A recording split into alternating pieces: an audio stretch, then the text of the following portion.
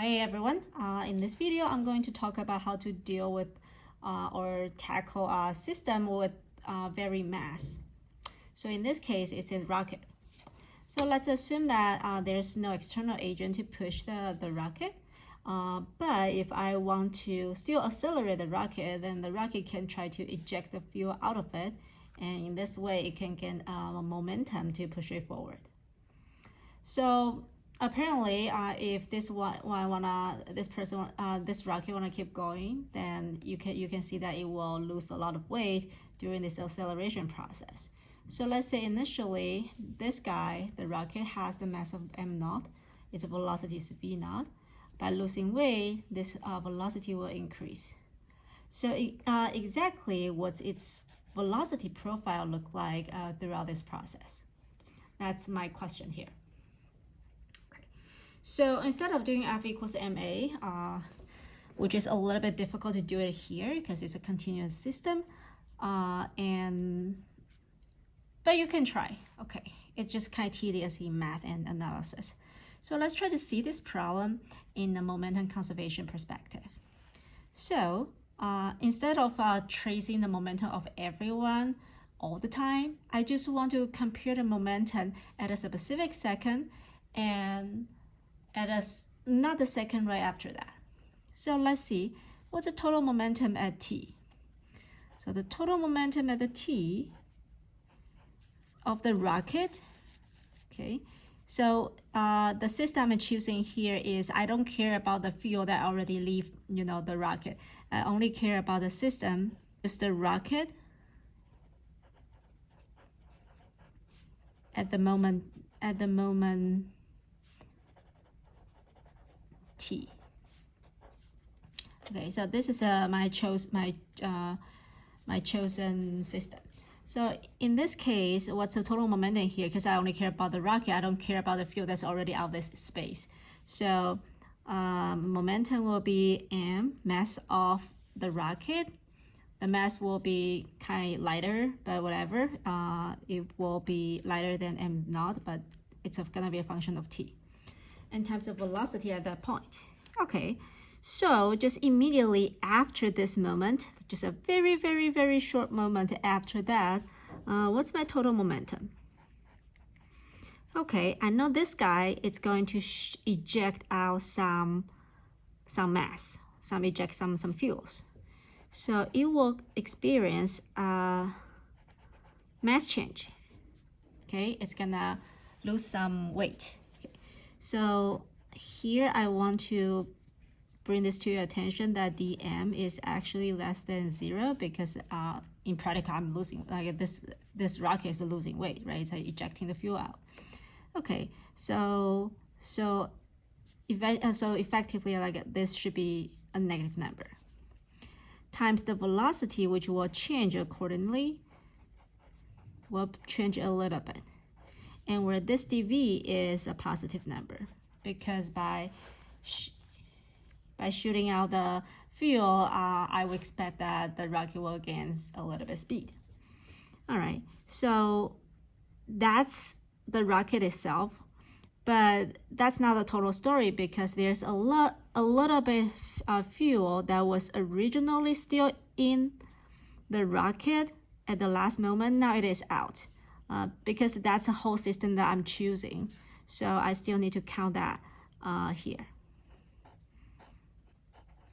So the fuel going out has a mass of dm because I just shoot out so much outside, and I put a negative sign here because I know the mass ejecting out should be a positive number. Okay, and then times the velocity of my of the fuel respect to the ground. So what's the velocity of fuel respect to the ground? I know that this guy, the fuel is being ejected with the velocity, with the speed of v exhaust respect to the rocket. So if I want to find out the fuel respect to the ground, this vector is the vector of this respect to the rocket plus the rocket respect to the ground. So this one is V, exhaust, going in negative direction. And this one is just a V, the VM at that moment. So let's do VT actually. Okay. So now I can swap this out. I can swap this out to be, I can swap this out with the formula that we just, the velocity that we just figured out. The velocity of the rocket at this moment is also changing a little bit. So let me put a dV here. Okay, so that's my total momentum. I want to simplify my momentum a little bit. So here I have mv. Here I have vdm. Here I have mdv. I have dmdv. I have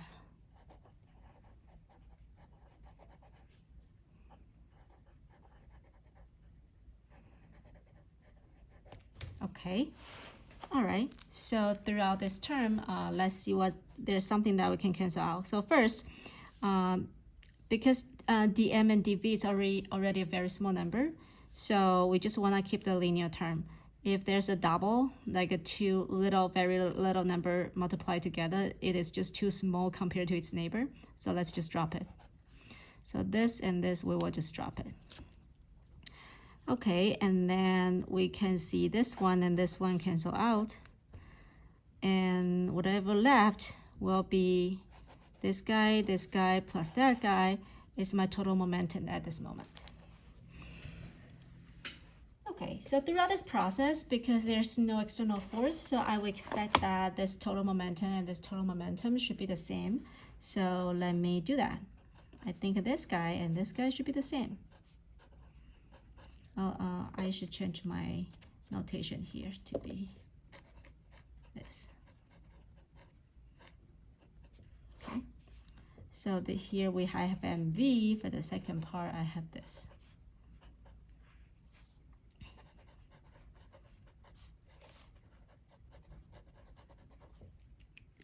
All right, and then this 2 will cancel out.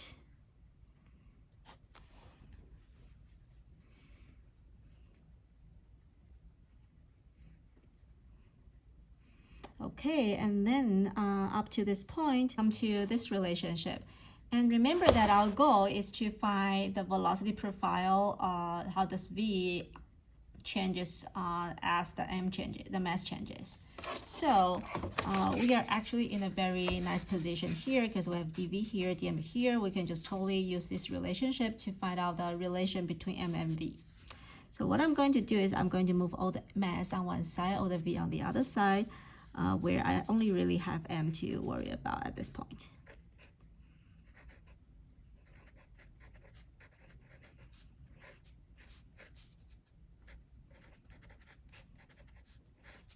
So here I will get V, here I will get log ms plus a constant, and then I know that when with my initial condition,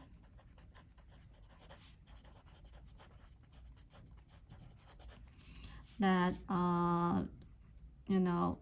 M when mass initially mass is m0, v is v0 at t equals to 0. So I know this would be v0, m would be m0. So then I can figure out my constant is this guy.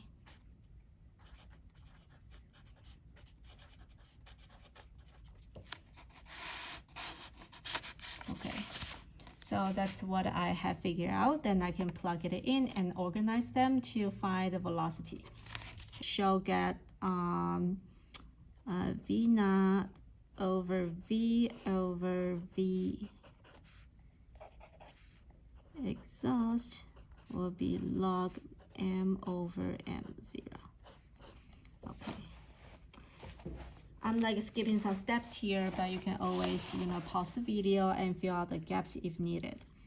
Okay, so this is my velocity profile. If I want to make it nice, I can do this.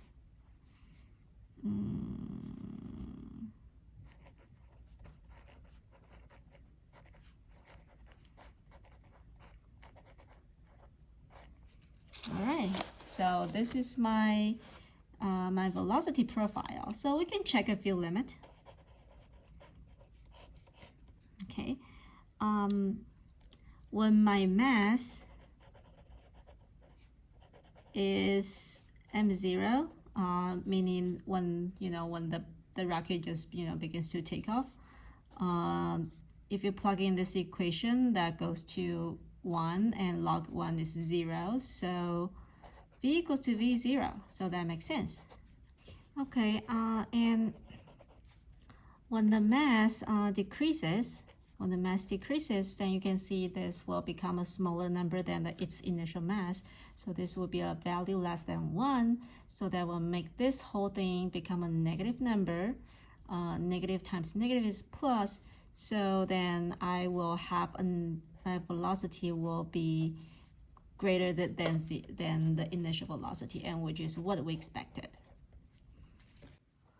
Okay, so the key takeaway is that when you're dealing with a system that has a mass changing or the velocity keeps changing, and you want to use momentum conservation or you want to compare the momentum change, usually you just want to choose a specific moment and then look at the moment after that, because that's the easiest case, right? So that you don't need to trace all the momentum of the field that was long ejected.